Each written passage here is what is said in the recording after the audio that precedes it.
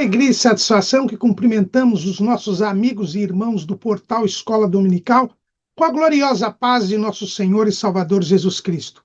Estamos dando início a mais uma pré-aula, esta ferramenta que o portal Escola Dominical disponibiliza no início da semana, para que os irmãos possam melhor preparar a sua aula da Escola Bíblica Dominical. Leiam a revista das lições bíblicas, assistam a esta pré-aula, leiam o nosso texto de apoio que se encontra no site do portal Escola Dominical, portalebd.org.br. Ali os irmãos vão encontrar o texto que é a base da nossa exposição. A nossa proposta aqui não é repetir o texto da revista, mas sim trazer subsídios complementares aos amados irmãos. E lá, tendo acesso ao texto de apoio e aos slides do plano de aula, os irmãos verão a sequência do nosso raciocínio, o que irá facilitar a compreensão. Além do nosso texto, o portal Escola Dominical providencia 5 ou 6 outros textos da faixa etária dos adultos. Também publicamos videoaulas e textos de apoio de todas as faixas etárias do currículo da Casa Publicadora das Assembleias de Deus e de outros currículos da Escola Bíblica Dominical. Durante a semana, publicamos breves comentários das leituras diárias, as leituras diárias da faixa dos adultos e dos adolescentes. O irmão terá um momento devocional e ainda angariará maiores informações a respeito da lição. Aliás, a Casa Publicadora está publicando um devocional com todas as leituras diárias da faixa dos adultos, para que os irmãos tenham um momento devocional ligado à Escola Bíblica Dominical. Depois, também durante a semana, nós convidamos os irmãos para que estudem a lição e elucidem as suas últimas dúvidas no sábado à noite, às 19 horas, horário de Brasília. Nós transmitimos por este canal o estudo preparatório dos professores e amigos da Escola Bíblica Dominical da Igreja Evangélica Assembleia de Deus do Ministério do Belém, na sede aqui em São Paulo. O irmão é nosso convidado. A entrada é franca e aberta a todos os que amam o estudo da Palavra de Deus. Lá na rua Doutor Fon, 140, no bairro do Belenzinho, no 4º andar, no auditório Pastor José Wellington Bezerra da Costa. Mas tudo isso é apenas a preparação da Escola Bíblica Dominical. Ela somente se realiza quando o povo do Senhor vai à casa do Senhor, no dia do Senhor, para estudar a palavra do Senhor. Neste primeiro trimestre de 2026, nós estamos estudando o tema A Santíssima Trindade, o Deus único revelado em 3 pessoas eternas. O nosso comentarista é o pastor Douglas Roberto de Almeida Baptista, presidente da Assembleia de Deus de Missão do Distrito Federal, em Brasília, e presidente do Conselho de Educação e Cultura da Convenção Geral das Assembleias de Deus e também vice-presidente da Rede Assembleiana de Ensino. Hoje nós vamos começar o primeiro bloco do trimestre. Nós vamos estudar a Trindade. Nós já vimos na lição introdutória o mistério da Santíssima Trindade, como a Trindade está presente nas Escrituras, embora o nome Trindade tenha sido criado por Tertuliano no século II, desde o livro do Gênesis, a Trindade já é revelada, ainda que de forma progressiva, e no batismo de Jesus por João, lá no Rio Jordão, ela é explicitada, escancarada a toda a humanidade. E nós, depois desta lição introdutória, nós agora iremos estudar o primeiro bloco. O primeiro bloco é dedicado à primeira pessoa da Trindade, que é a pessoa do Pai. Esses nomes que foram dados para as pessoas da Trindade não foram criações de Tertuliano. Não, Tertuliano criou a palavra Trindade, mas os nomes das pessoas da Trindade, elas são nomes dados pelo próprio Deus. foi Deus quem deu os nomes de Pai, Filho e Espírito Santo. Quando? Quando houve a revelação explícita no batismo de Jesus. No batismo de Jesus, as pessoas são reveladas, as três pessoas divinas são reveladas e os seus nomes também são revelados. Vamos ler lá? Mateus capítulo 3, versículo 16. E sendo Jesus batizado, saiu logo da água, e eis que se lhe abriram os céus, e viu o Espírito de Deus descendo como pomba e vindo sobre ele. E eis que uma voz dos céus dizia: Este é o meu Filho amado, em quem me comprazo. E aqui nós já temos a primeira característica da pessoa do Pai, porque a nossa lição de hoje tem como título o Deus Pai. Eu prefiro a expressão Deus o Pai. Quando foi feita a primeira edição da Declaração de Fé das Assembleias de Deus, na versão que foi levada para aprovação da Assembleia Geral, no capítulo da Trindade, que era na época o capítulo 3, hoje nós não temos mais um capítulo específico sobre a Trindade, na segunda edição, o item 4 do capítulo 3 da primeira edição da Declaração de Fé das Assembleias de Deus tinha como título o Deus Pai.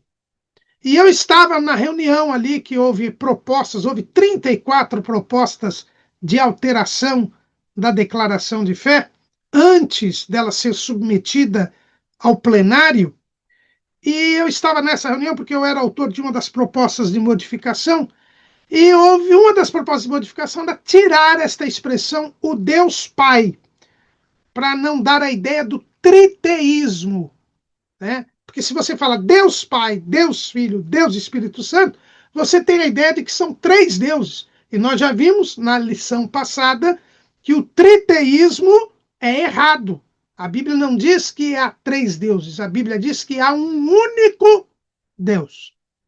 Então, que subsiste em três pessoas, Pai, Filho e Espírito Santo.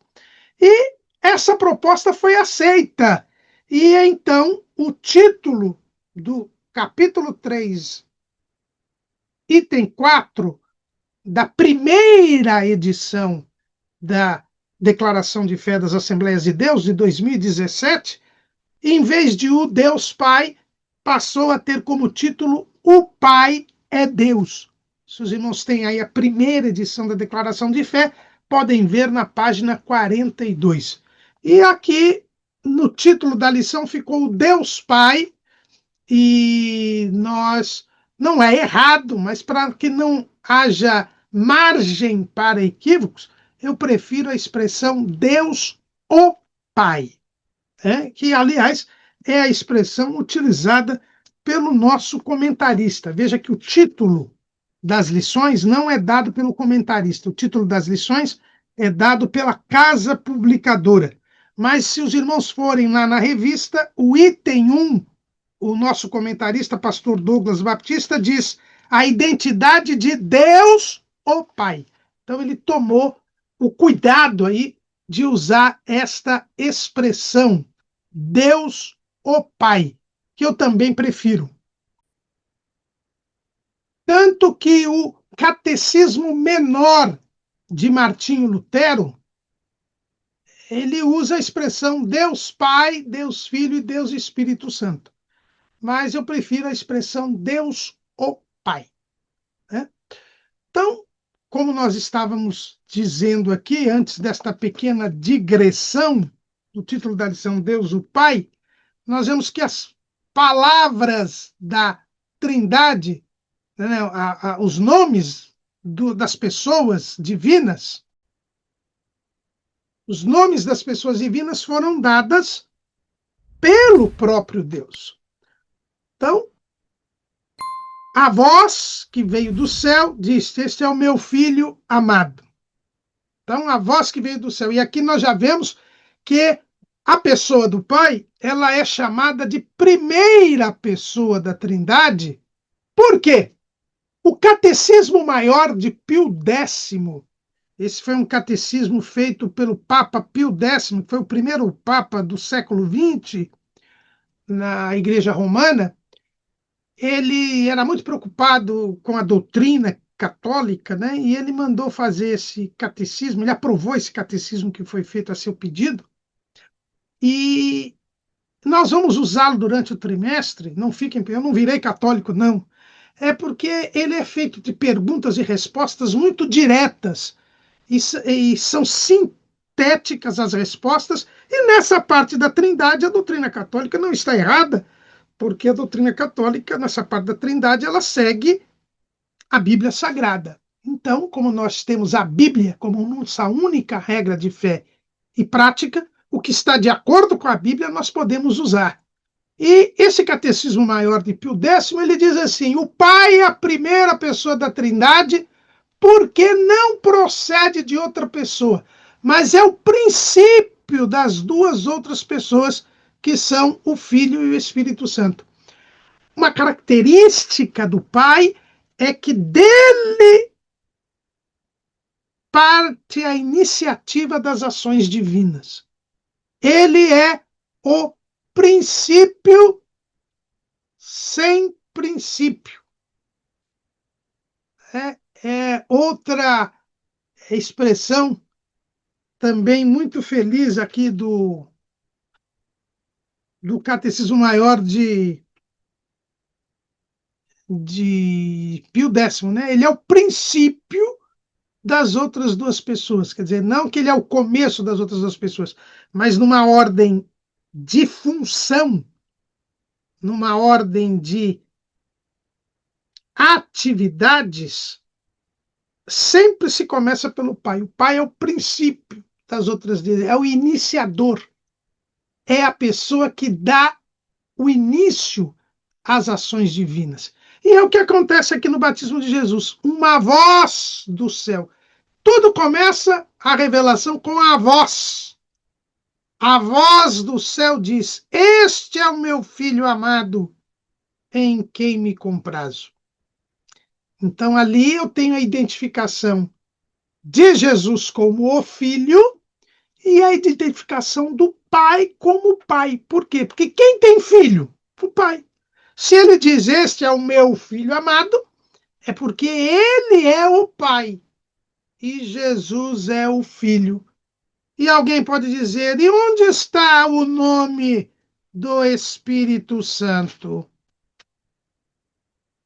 E como eu sei que aquela pomba que pousou sobre Jesus é o Espírito Santo?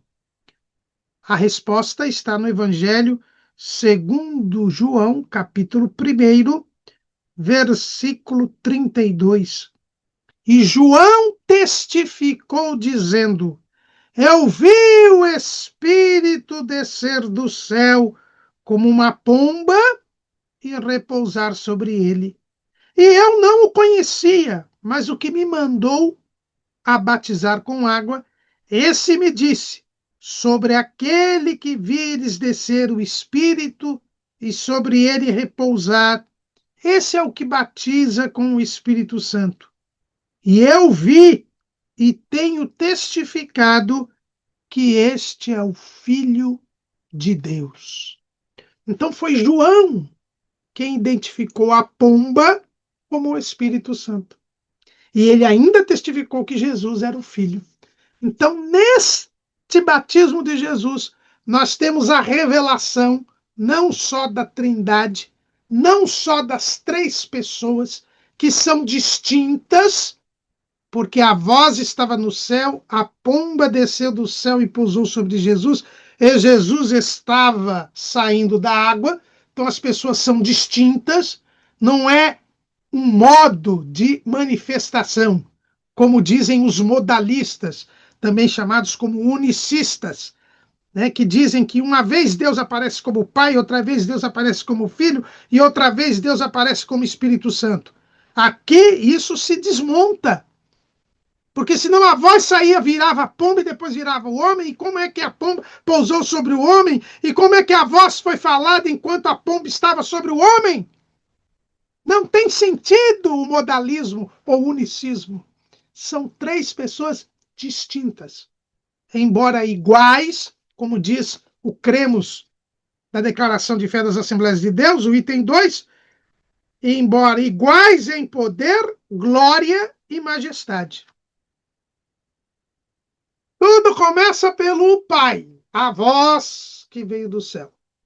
O Espírito que desceu do céu e pousou sobre o Filho que havia se encarnado. Então é Pai, Filho e Espírito Santo. Então a revelação, ela revela que as pessoas divinas são três, é a Santíssima Trindade, e que os nomes dessas pessoas é o Pai, de onde tudo se inicia, o Filho, que tudo realiza, e o Espírito Santo, que tudo sustenta, que tudo mantém.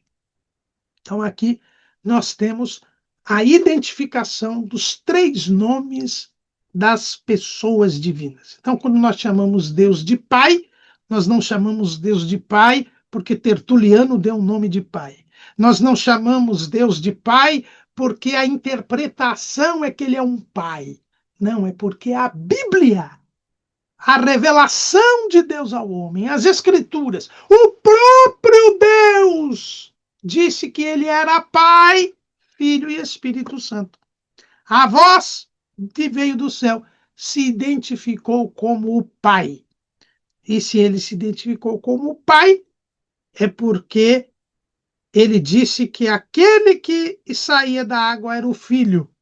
Este é o meu Filho amado, em quem me comprazo. E é interessante ver que Jesus é identificado como o Filho. Este é o meu Filho amado. Só Jesus é Filho de Deus por natureza. Só Jesus. É por isso que o texto áureo da Bíblia, João 3,16, diz: porque Deus amou o mundo de tal maneira que deu o seu Filho unigênito. É único. É único. Hoje nós não vamos falar do Filho, vamos falar do Pai. Mas ele é único. Este é o meu Filho amado. Nós somos filhos de Deus por adoção. Mas Jesus é Filho de Deus por natureza. Então nós temos o Filho, nós temos o Pai e nós temos o Espírito Santo. João, ao testificar do Espírito Santo, também testificou do Filho. Disse que ele era o Filho de Deus.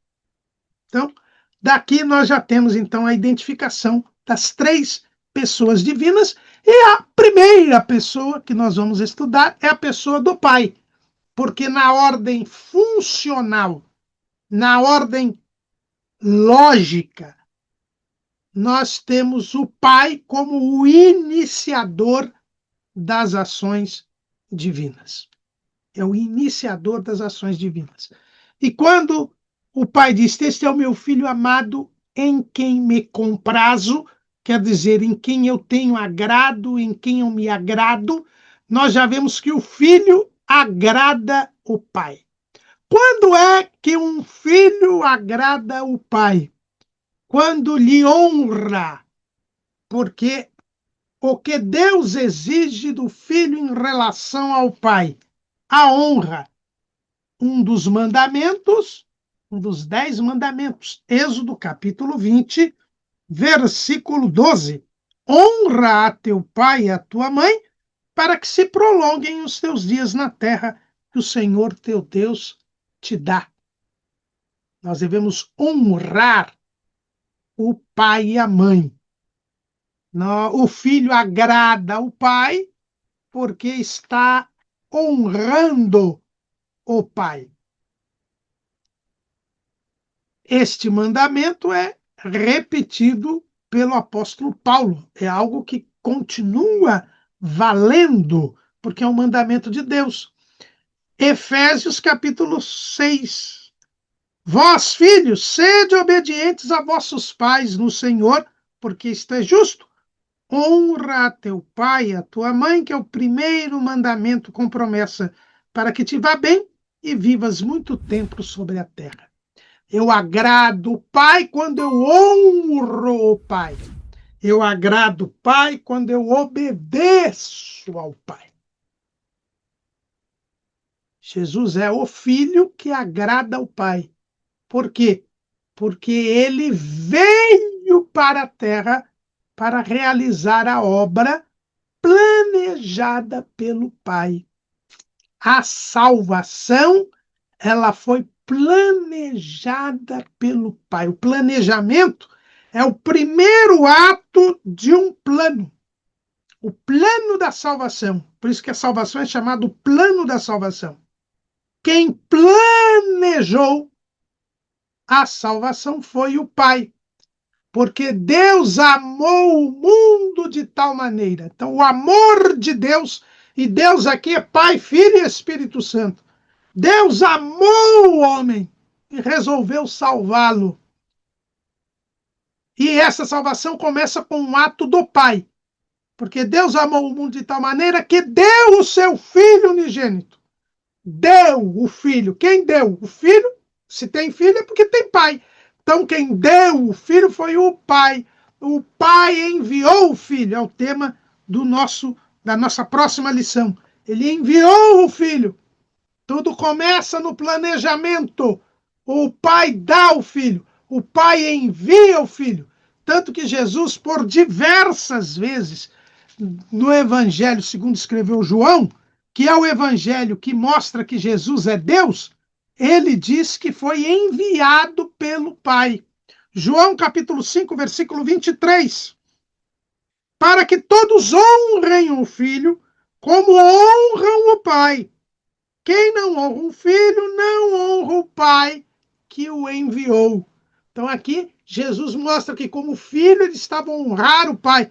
Por isso que ele diz, este é o meu filho em quem me agrado, em quem me comprazo. Então, o Pai, ele toma a iniciativa da salvação, dando o Filho, enviando o Filho, para que o Filho realizasse a sua obra. Jesus diz isso lá para a mulher samaritana, João, aliás, para os discípulos, no episódio da mulher samaritana, João 4, versículo 37. Aliás, João 4 e 34. Jesus disse-lhes: a minha comida é fazer a vontade daquele que me enviou e realizar a sua obra. Quando Jesus compara o seu trabalho com a obra, a gente pode lembrar de uma obra da construção civil. Né? Você tem o engenheiro ou o arquiteto que faz a planta, e você tem o mestre de obras que executa a construção, que dirige a construção, que faz a construção junto com os pedreiros e os serventes. O Pai planejou a redenção.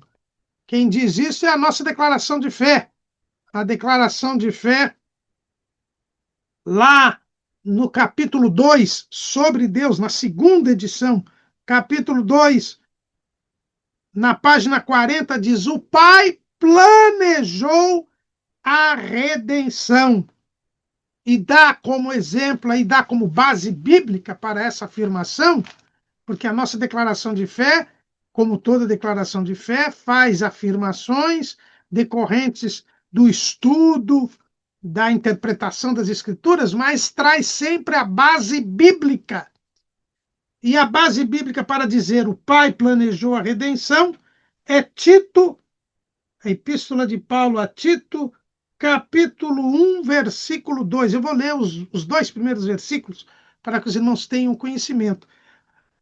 Paulo, servo de Deus e apóstolo de Jesus Cristo, segundo a fé dos eleitos de Deus e o conhecimento da verdade, que é segundo a piedade, em esperança da vida eterna, a qual Deus, que não pode mentir, prometeu antes dos tempos dos séculos. Mas a seu tempo manifestou a sua palavra pela pregação que me foi confiada segundo o mandamento de Deus, nosso Salvador. Então, Paulo diz aqui que Deus prometeu, Deus planejou e disse que tinha planejado lá no Jardim do Éden a salvação, que somente se manifestou pela palavra da pregação depois. Mas então, o planejamento da redenção, a iniciativa é do Pai. O Pai deu o Filho, que veio para realizar a obra. A planta. É como lá no Templo de Salomão. Quem fez a planta do Templo de Salomão foi o Pai. Foi o Pai, foi Davi. Davi queria construir o templo. Deus não o permitiu. Mas ele fez a planta. Ele não podia construir, mas ele fez a planta. E entregou a planta para Salomão. E foi Salomão, o filho de Davi, quem construiu o templo. Uma figura aí. Né? Davi, o pai. O pai planeja. O pai faz o projeto. E o filho executa o projeto. O filho constrói. Né? Nós lemos isso lá em 1 Crônicas, capítulo 28, versículo 11. E deu Davi a Salomão, seu filho, o risco do alpendre, com as suas casarias e as suas tesourarias e os seus cenáculos e as suas recâmaras de dentro, como também da casa do propiciatório. E também o risco de tudo quanto tinha no seu ânimo, a saber, dos átrios da casa do Senhor e de todas as câmaras em redor, para os tesouros da casa de Deus e para os tesouros das casas sagradas, e das turmas dos sacerdotes, dos levitas e de toda a obra do ministério da casa do Senhor, e todos os utensílios do ministério da casa do Senhor. O ouro deu, segundo o peso do ouro, para todos os utensílios de cada ministério, também a prata por peso, para todos os utensílios de prata, para todos os utensílios de cada espécie de serviço. E aí tem toda a descrição, e no versículo 20 diz: E disse Davi a Salomão, seu filho, esforça-te, tem bom ânimo e faze a obra. Então o risco, a planta, os materiais foram dados pelo pai, por Davi, mas quem fez a obra foi o filho, foi Salomão. Por isso que a gente não fala templo de Davi, fala o templo de Salomão. Por isso que a gente fala Jesus o Salvador. Mas a obra foi planejada pelo Pai. Então o Pai, ele é Pai porque ele deu início. Ele é a primeira pessoa da Trindade, porque dele começa o início da ação divina, da salvação. Mas não só da salvação, também da criação. Na nossa declaração de fé, é dito assim, também lá na página 40, no capítulo 2, a página 40, na segunda edição da nossa declaração de fé. O Pai proclamou as palavras criadoras. É o que a gente vê lá no Salmo 33, versículo 9. Salmo 33, versículo 9. Salmo 33, versículo 9. O texto nos diz o seguinte: porque falou e tudo se fez, mandou e logo tudo apareceu.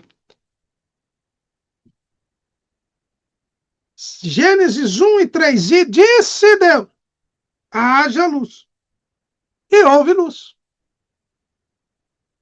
Aqui nós temos a atuação da Trindade na criação. Elohim, Pai, Filho e Espírito Santo, disse, haja luz, haja luz. Haja luz foi a proclamação, o pai da iniciativa. Ele proclama, como diz o Salmo, falou. E aí tudo se fez. E houve luz. Aí nós temos o Filho. E o Espírito Santo, irmão Caramuru. Versículo 2. E a terra era sem forma e vazia, e havia trevas sobre a face do abismo, E o Espírito de Deus se movia sobre a face das águas. Estas águas, que é a matéria primordial, a matéria ainda sem forma e vazia, a matéria primordial. Essa matéria primordial, o saudoso pastor Ailton Muniz de Carvalho, pastor Ailton Muniz de Carvalho, que nos deixou na pandemia e que escreveu o livro Deus e a História Bíblica dos 6 Períodos da Criação. Ele que era físico, ele que era engenheiro, ele faz uma demonstração de como a própria teoria do Big Bang é insuficiente para mostrar a complexidade da criação, mas ele mostra como a criação não é infirmada, a narrativa bíblica não é infirmada, mas confirmada pela teoria do Big Bang. Ele mostra lá em Isaías 48:16. Chegai-vos a mim e ouvi isto. Não falei em segredo desde o princípio, desde o tempo em que aquilo se fez, eu estava ali. E agora o Senhor Jeová me enviou o seu Espírito. Este aquilo aqui desse texto profético, diz pastor Ailton, saudoso pastor Ailton Muniz de Carvalho, são estas águas sobre as quais o Espírito de Deus se movia. E é interessante que o apóstolo Pedro, ele volta a falar sobre isso lá na segunda carta de Pedro, no capítulo 3, versículo 5. Eles voluntariamente ignoram isto, que pela palavra de Deus, já desde a antiguidade existiram os céus e a terra, que foi tirada da água e no meio da água subsiste. Então, quando Deus diz, haja luz e houve luz, ele primeiro forma esta matéria informe, este átomo primordial, como diz a teoria da Big Bang, que é mantido pelo Espírito de Deus. E aí o Pai fala, haja luz. E o Filho transforma aquela palavra criadora em realidade. Porque João diz lá no capítulo 1, no versículo 1, aliás, capítulo 1, versículo 3. Todas as coisas foram feitas por ele, e sem ele, nada do que foi feito se fez. Ele está aqui falando do verbo, do Filho. Então, o Pai proclama, haja luz. O Filho cria a luz. Luz que sai destas águas, desse átomo primordial, deste aquilo que era mantido pelo Espírito. E veja que em Isaías 48:16, diz, o Senhor Jeová me enviou o seu Espírito. Então aqui nós vemos bem que na criação também o Pai toma a iniciativa, ele proclama a palavra criadora, né? Como diz a nossa declaração de fé lá no Salmo 33, versículo 9, e também em Hebreus 11:3. Hebreus 11:3. Hebreus 11:3. Pela fé, entendemos que os mundos, pela palavra de Deus, foram criados, de maneira que aquilo que se vê não foi feito do que é aparente. Então, houve a proclamação da palavra pelo Pai. O próprio Verbo realiza aquilo que o Espírito Santo já estava mantendo para ser formado, porque a terra era sem forma e vazia, e ela é então, o Espírito mantém, e depois que as coisas são criadas, o Espírito Santo vem renovar a cada dia. Porque a criação não foi abandonada por Deus. Deus não é o Deus relojoeiro, né? Aquele que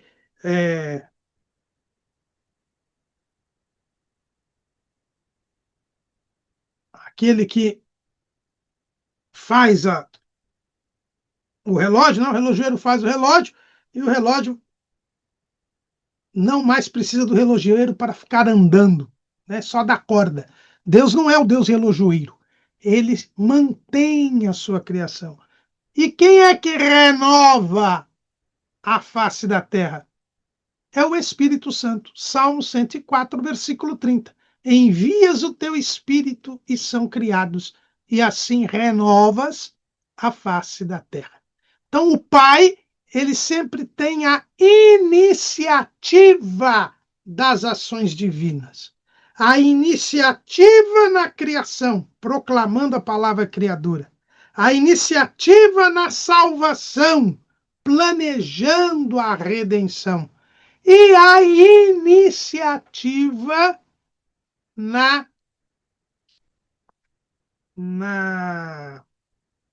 o terceiro ponto da iniciativa aqui é na santificação. Na santificação.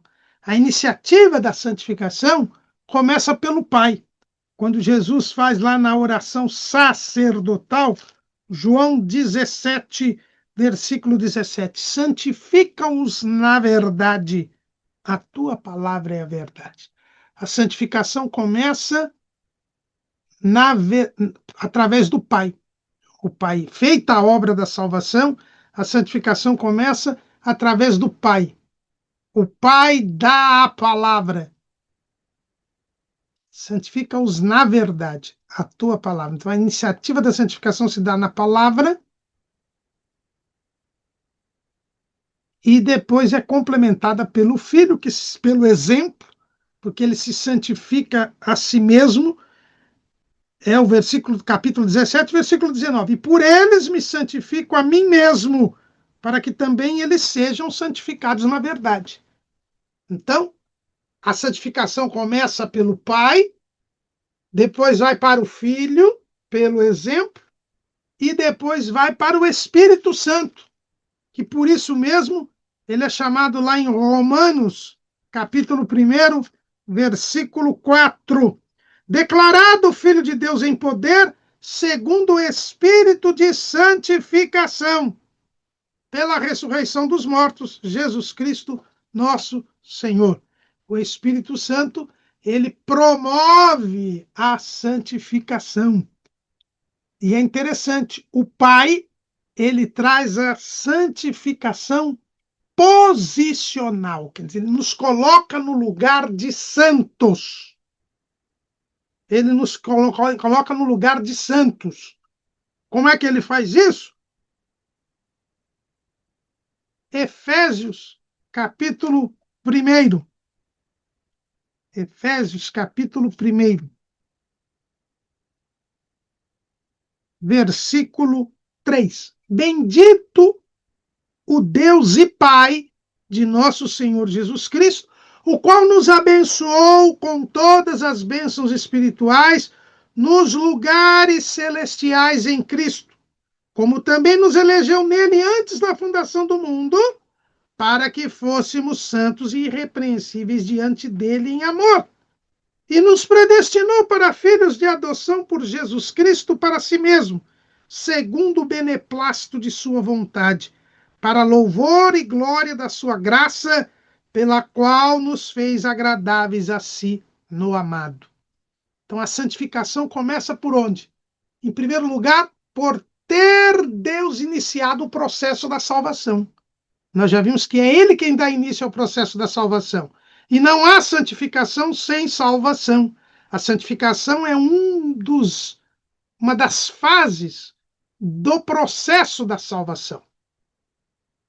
Então, eu sou santificado, assim que sou salvo, eu sou santificado. O Pai deu o Filho, porque a Trindade escolheu a salvação em Cristo. E quando eu creio em Cristo, eu então sou santificado pelo Pai, porque a salvação foi dada, planejada para que eu seja santo e irrepreensível diante do Pai em amor. Então o Pai me leva para os lugares celestiais em Cristo. E lá em Cristo eu sou santificado. Então, o plano de Deus é que a santificação se dê em Cristo. Então, a santificação começa no Pai, que nos abençoa com todas as bênçãos espirituais nos lugares celestiais em Cristo. E uma destas bênçãos é a santificação. Agora, eu sou santificado em Cristo. Cristo me torna santo. A sua obra me santifica. Porque ele perdoa, o seu sangue me purifica de todo pecado. Eu fico santo, eu sou santificado em Cristo, pela obra do sangue de Jesus. É por isso que em 1 aos Coríntios, capítulo 1, versículo 2, a igreja de Deus que está em Corinto, aos santificados em Cristo Jesus, chamados santos, com todos os que em todo lugar invocam o nome de nosso Senhor Jesus Cristo, Senhor deles e nosso. O Pai projeta que eu só sou santo em Cristo. Ele me coloca nos lugares celestiais em Cristo. E pelo sangue de Cristo eu sou santificado. E esta santificação é mantida pelo Espírito Santo. Ela é mantida pelo Espírito Santo. Porque ele é o Espírito de santificação, como a gente leu aqui em Romanos 1 e 7. O Espírito Santo é o Espírito de santificação. Aí eu tenho a santificação progressiva.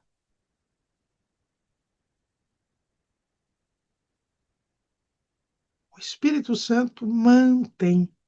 Então, o Pai inicia o processo de santificação, planejando a santificação em Cristo, nos pondo nos lugares celestiais, abençoando-nos com as bênçãos espirituais, entre elas a santificação, que é operada pelo sangue de Cristo,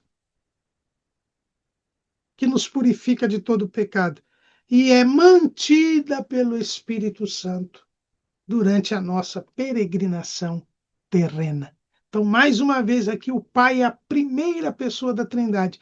É nele que se inicia o processo da santificação. Então, o processo da salvação se inicia no Pai. O processo da criação se iniciou no Pai. O processo da santificação se iniciou no Pai. Por isso ele é a primeira pessoa da Trindade. É ele o princípio sem princípio. Ele não procede de nenhuma das pessoas, mas ele envia as pessoas. Ele envia o Filho. Nós vamos estudar isso na próxima lição. Mas ele também envia o Espírito Santo. É por isso que o Pai é chamado de a primeira pessoa da Trindade. E na revelação, lá também no Rio Jordão, é dele que vem o princípio da revelação. É da voz que diz: este é o meu filho amado, em quem me comprazo, que se revela o Pai e o Filho. E aí João revela o Espírito Santo e confirma o Filho. Temos a primeira vez na Bíblia que Deus é chamado de Pai, é lá em Deuteronômio, capítulo 32, versículo 6. Hoje nós estamos estudando a pessoa do Pai. O sentido da paternidade divina será estudado numa lição próxima, a lição de número 4. A primeira vez que Deus é chamado de Pai, na sequência dos livros, é lá em Deuteronômio, capítulo 32, versículo 6. Recompensais assim ao Senhor, povo louco e ignorante. Não é ele teu pai que te adquiriu, te fez e te estabeleceu. O pai, aqui Deus é chamado de pai, num contexto de repreensão. E aqui nós vemos bem a figura do pai, né? Porque o pai é aquele que cuida, aquele que cria, no sentido de cuidar, aquele que alimenta, aquele que dá condições para que o filho se desenvolva. É o que Paulo diz que os pais devem fazer, lá em Efésios capítulo 6, versículo 4. E vós, pais, não provoqueis a ira a vossos filhos, mas criai-os na doutrina e admoestação do Senhor. Então, pai é aquele que gera, é aquele que cria, é aquele que cuida. E foi exatamente assim que Deus se apresentou a Israel, neste cântico de Moisés. E nós sabemos que todo cântico é uma mensagem profética, então não é Moisés que está tirando da cabeça dele, é o Espírito Santo falando através de Moisés. Diz assim: não é ele teu pai que te adquiriu, te fez e te estabeleceu? Então aqui nós temos a ideia de que Deus cuida de Israel. E ele é pai por quê? Porque ele criou, ele que formou o povo de Israel. O povo de Israel só existe porque Deus fez 2 milagres. Uma mulher estéril concebeu e teve um filho aos 90 anos, Sara, Isaac. Depois, Rebeca também era estéril e gerou a 2 filhos, Esaú e Jacó. E Deus escolheu Jacó para ser o pai da sua nação peculiar. Se Lia, Zilpa tinham e Bila eram férteis, Raquel era estéril e mesmo assim teve 2 filhos. O milagre está aí. É uma nação formada por Deus. Foi Deus quem fez Israel. Foi Deus quem adquiriu Israel. Foi Deus quem estabeleceu Israel. Isso quer dizer que Deus cuida de Israel, por isso que ele é pai. E ele é nosso pai também porque ele cuida de todos os homens. Ele fez a todos os homens, estabeleceu a todos os homens e cuida deles todos. Jesus mostra que Deus cuida, o Pai cuida de todos os homens. Lá no Sermão do Monte, Mateus capítulo 5, versículo 45. Para que sejais filhos do Pai que está nos céus, porque faz que o seu sol se levante sobre maus e bons, e a chuva desça sobre justos e injustos. Então Deus cuida. O Pai faz com que haja sol e chuva para todos os homens. E é por isso que os homens sobrevivem. Existe o ar para todos os homens. E é por isso que os homens sobrevivem. Existe água para todos os homens. E é por isso que os homens sobrevivem. Deus cuida de nós. E este cuidado está na figura do Pai. É Jesus quem diz. É Ele que levanta o seu sol sobre os justos e os injustos, sobre os bons e sobre os maus. Então Deus cuida. Assim como cuidava de Israel, cuida de todos os homens. Porque Ele adquiriu, Ele fez e estabeleceu. Fez, criou. Estabeleceu, quer dizer, mantém, sustenta. E adquiriu, quer dizer, comprou, mantém, sustenta.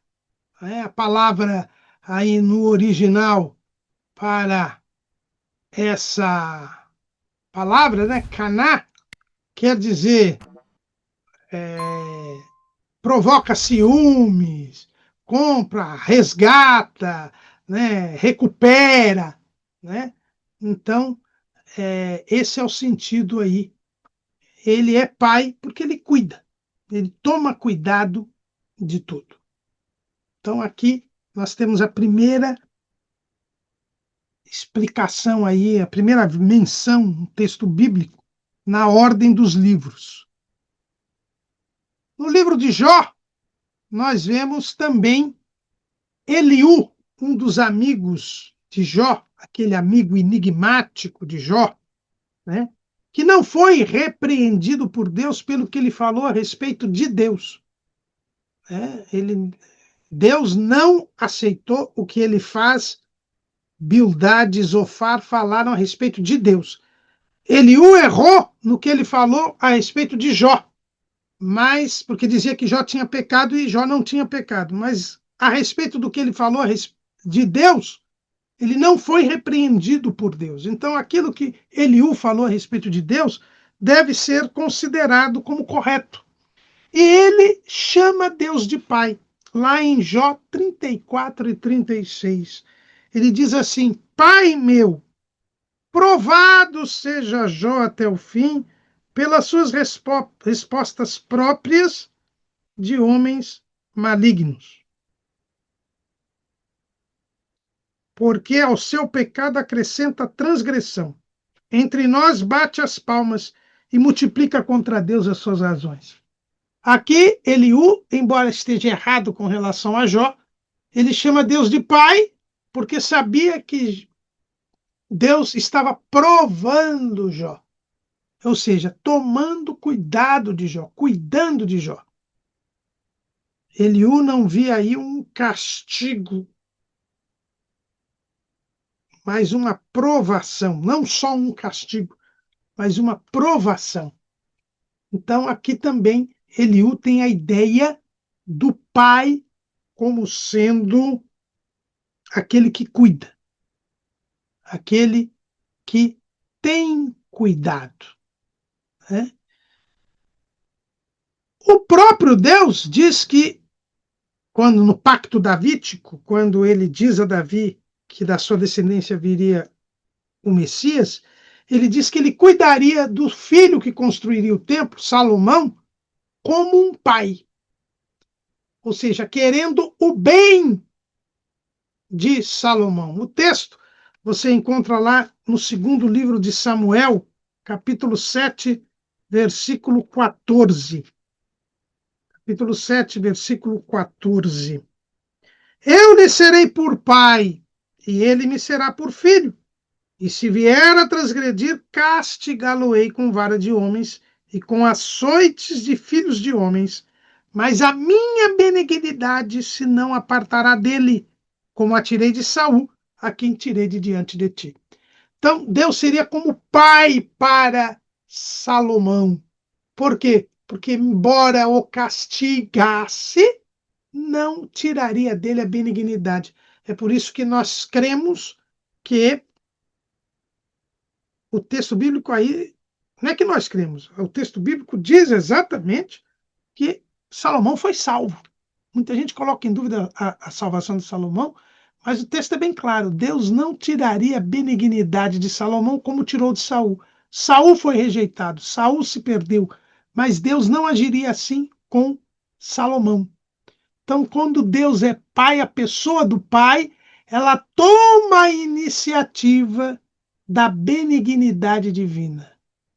Porque Deus amou o mundo de tal maneira que deu o seu Filho unigênito. Veja que a benignidade de Deus, o amor de Deus, o amor é benigno, ele quer bem. Essa benignidade se inicia por um ato do Pai. O Pai dá o Filho para nos salvar. Este envio do Filho é o início do processo da salvação, é a demonstração da benignidade divina. Na lição passada, nós falamos daquele texto de Isaías, capítulo 63, onde há a demonstração aí da Trindade, né? E o texto começa assim, 63:7.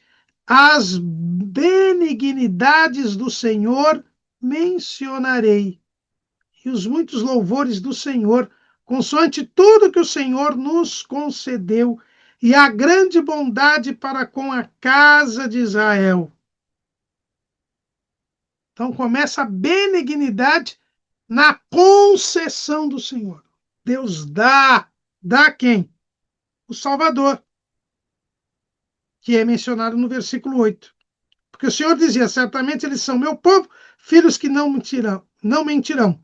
Assim ele foi seu Salvador.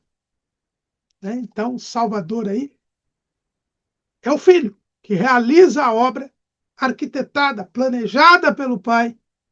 E o Pai aqui, então, é o início da benignidade. É aquele que cuida, aquele que quer bem. Né? Então, aqui nós temos esse sentido do Deus como Pai. Né? Deus como Pai. Deus também é chamado de Pai porque criou, né? Como eu disse aqui nesse texto de Deuteronômio, fez, estabeleceu e adquiriu. Então, o Pai é também o início do processo da criação. Então, nós vemos aqui o Pai, a figura do Pai, que é revelada claramente pelo Filho. Quando o Filho vem a este mundo, ele mostra com toda clareza quem é o Pai. João capítulo 14. João capítulo 14, versículo 8. Disse-lhe Filipe: Senhor, mostra-nos o Pai, o que nos basta. Disse-lhe Jesus: Estou há tanto tempo convosco e não me tendes conhecido, Filipe? Quem me vê a mim, vê o Pai. E como dizes tu, mostra-nos o Pai? Não crês tu que eu estou no Pai e que o Pai está em mim? As palavras que eu vos digo, não as digo de mim mesmo, mas o Pai que está em mim é quem faz as obras. Crede-me que estou no Pai e o Pai em mim. Crede-me ao menos por causa das mesmas obras. Na verdade, vos digo que aquele que crê em mim também fará as obras que eu faço, e as fará maiores do que estas, porque eu vou para meu Pai. E tudo quanto pedirdes em meu nome eu o farei, para que o Pai seja glorificado no Filho. Se pedirdes alguma coisa em meu nome eu o farei. Se me amardes, guardareis os meus mandamentos. E eu rogarei ao Pai, e ele vos dará outro Consolador para que fique convosco para sempre. O Espírito da verdade que o mundo não pode receber, porque não o vê nem o conhece, mas vós o conheceis, porque habita convosco e estará em vós. Não vos deixarei órfãos, voltarei para vós.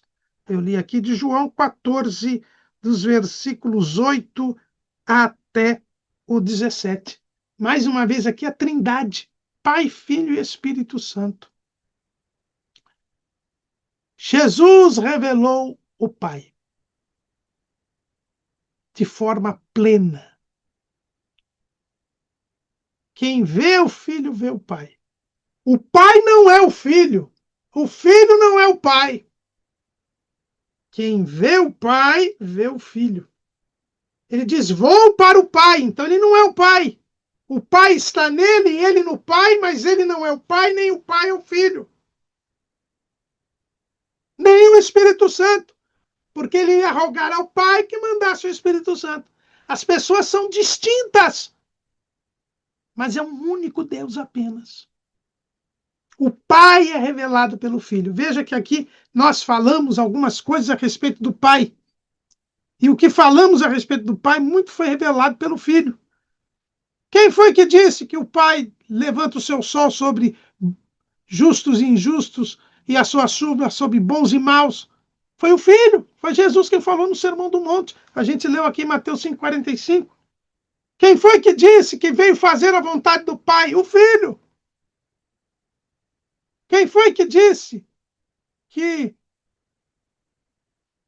o Pai queria, o Pai deu o seu Filho unigênito ao mundo? O Filho. No seu diálogo com Nicodemos, o Pai foi revelado pelo Filho. O Pai foi revelado pelo Filho. Nós vemos isso com muita clareza no Evangelho segundo João, onde por diversas vezes Jesus diz que foi enviado pelo Pai. É Jesus quem dá a completa revelação do Pai. É por isso que ele é chamado lá na Epístola aos Hebreus, Hebreus capítulo 1,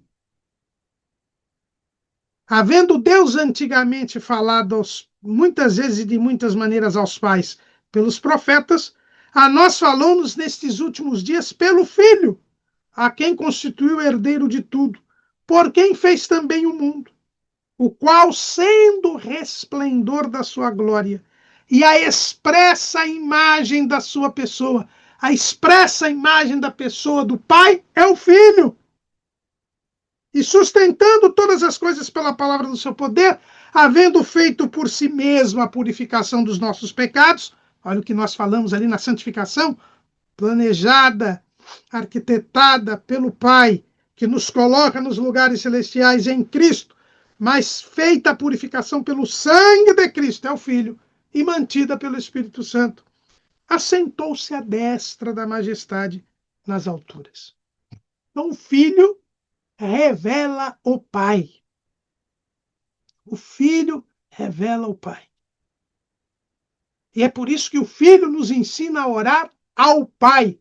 Por quê? Porque o amor de Deus, a benignidade divina, tem início no Pai. Por isso nós devemos orar ao Pai, em nome do Filho. Porque o Filho agradou o Pai e realizou a obra da salvação. É em nome dele, na autoridade que o próprio Pai lhe deu, porque depois de ressuscitado, Jesus disse, é-me dado todo o poder no céu e na terra. Então, tudo fazemos em nome de Jesus, mas devemos orar ao Pai. E aqui, irmãos, eu venho dizer da minha preocupação, eu tenho visto isso cada vez mais. Pessoas que vão orar na igreja e depois oram em nome do Pai, do Filho e do Espírito Santo. Você tem que orar ao Pai, em nome de Jesus.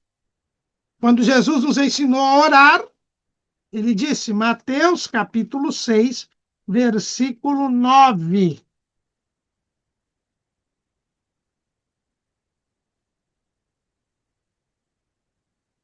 Portanto, vós orareis assim, Pai nosso, que está nos céus, santificado seja o teu nome.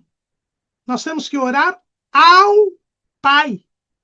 Foi assim que Jesus orou. Foi assim que Jesus orou. Lá no Getsemane, como foi que Jesus orou?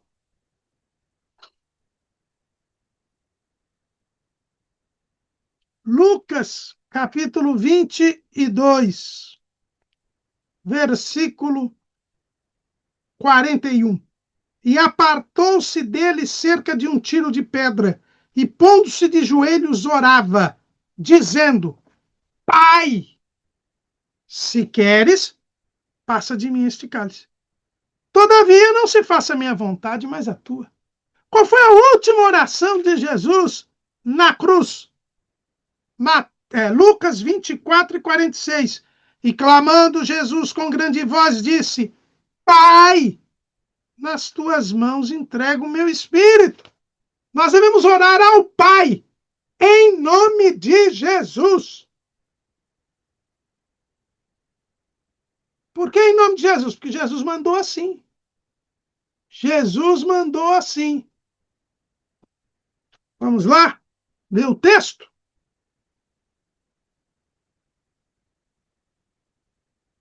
João 14 e 13. E tudo quanto pedirdes em meu nome, eu o farei, para que o Pai seja glorificado no Filho. Eu acabei de ler esse texto. Se pedirdes alguma coisa em meu nome, eu o farei.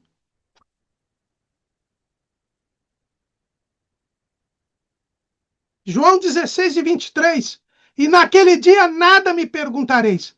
Na verdade vos digo que tudo quanto pedirdes a meu Pai em meu nome, ele vô-lo-á de dar. Até agora nada pedistes em meu nome. Pedi e recebereis, para que a vossa alegria se cumpra.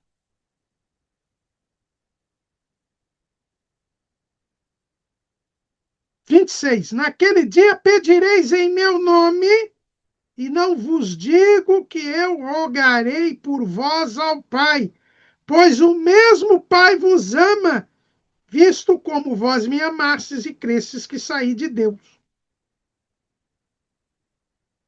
Então tem que se orar ao Pai em nome de Jesus. Essa turma que está orando em nome do Pai, do Filho e do Espírito Santo não sabe o que é trindade. Irmãos, o analfabetismo bíblico está aumentando nos nossos cultos, no meio do nosso povo. Por falta de escola dominical, falta de culto de ensino, falta de leitura da Bíblia. Que este trimestre nos sirva para que nós oremos corretamente. Ore ao Pai em nome de Jesus. E o Espírito Santo, meu caro, ele está orando com você com gemidos inexprimíveis. Está aperfeiçoando a sua oração para que ela possa entrar no céu, como nós vamos ver em lição próxima. Então, irmãos, o Filho revela o Pai. Sem o Filho, você não conhece o Pai. É o Filho quem revela o Pai.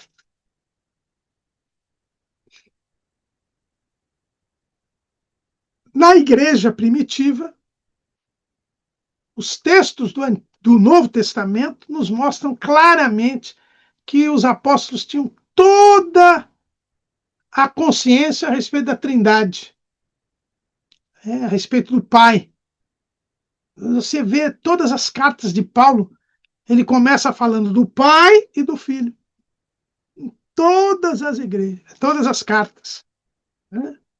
Aqui você pode pegar aqui Romanos. Acerca de seu filho que nasceu na descendência de Davi segundo a Fá, declarado filho de Deus em poder, segundo o Espírito de santificação, pela ressurreição dos mortos, pela Jesus Cristo nosso Senhor. É Deus acerca de seu filho, segundo o Espírito de santificação. A Trindade aqui, já no início da carta. Em 1 Coríntios, capítulo 1, diz assim: graça e paz da parte de Deus nosso Pai e do Senhor Jesus Cristo. Pai e Filho. Lá na segunda carta aos Coríntios, capítulo 1, versículo 2. Graça a vós e paz da parte de Deus nosso Pai e da do Senhor Jesus Cristo. Bendito seja o Deus e Pai de nosso Senhor Jesus Cristo, o Pai das misericórdias e o Deus de toda consolação. E aqui nós vemos aqui também um ponto. O Pai, como ele cuida do Filho, seu cuidado é a consolação. A consolação. Mas nós vamos falar um pouco disso quando falarmos da paternidade divina. Mas ele é o Pai das misericórdias, né? A benignidade, a fonte do amor começa no Pai. E ele nos consola para que possamos suportar os momentos aflitivos que temos neste mundo.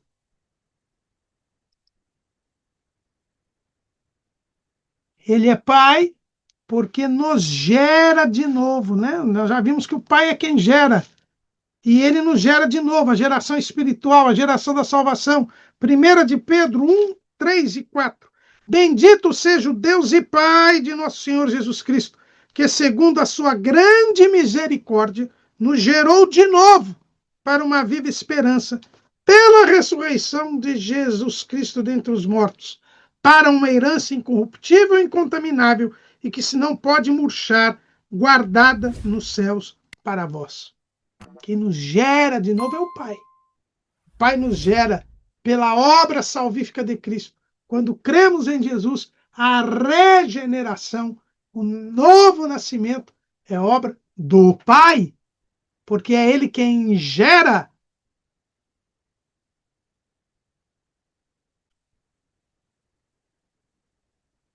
E como Ele é a fonte de tudo, no final de tudo, o Pai receberá tudo de volta das mãos de Cristo.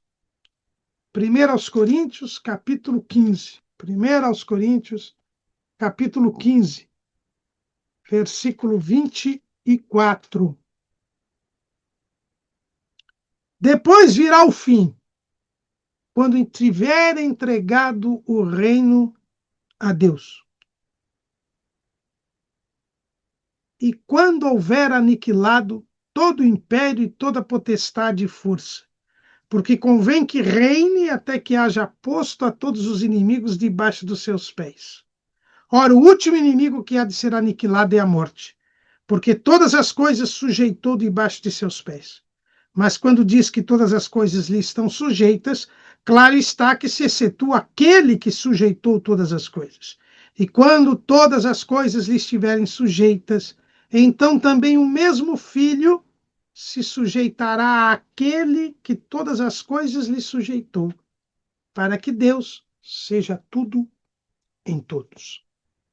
No fim de todas as coisas, o Filho, que terá vencido todos os inimigos, a terminar pela morte, depois de ter lançado o diabo e os seus anjos no lago de fogo e enxofre, executada a sentença de condenação do diabo e seus anjos, onde lá no lago de fogo e enxofre já estarão há 1000 anos o falso profeta e o anticristo, as duas bestas. Depois de ter restaurado todas as coisas e tirado a maldição da terra no reino milenial de Cristo. Depois de antes mesmo disso, do reino milenial, ter salvado Israel e extinguido a transgressão em Israel, transformado Israel em povo santo e nação sacerdotal, que eles serão durante todo o milênio. Depois de ter vencido a última rebelião, depois de ter julgado os vivos e os mortos no trono branco, com novos céus e nova terra estabelecidos, o Filho que agrada ao Pai entregará tudo ao Pai. E aí nós estaremos no estado eterno, onde Deus é tudo em todos, onde a humanidade redimida estará para sempre com o Pai, o Filho e o Espírito Santo.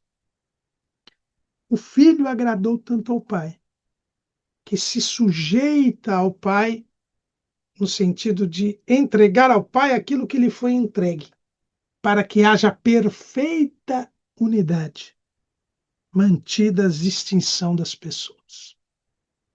Isso também está escrito lá em Efésios, capítulo 1, versículo 10.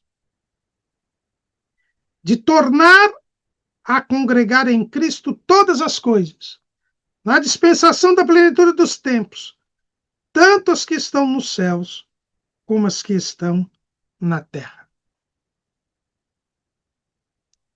De onde tudo partiu, tudo volta. Pai planejou, tudo se fez, tudo foi mantido, e agora tudo retorna àquele de onde saiu. O Pai recebe, então, tudo e congrega tudo em todos, em Cristo. Esta é a ação derradeira do Pai no universo. E aí teremos a plena eternidade, pois Deus será tudo em todos, e a eternidade estará para todos. Os redimidos, os anjos e a Trindade. E também o diabo, seus anjos e os perdidos, no tormento eterno.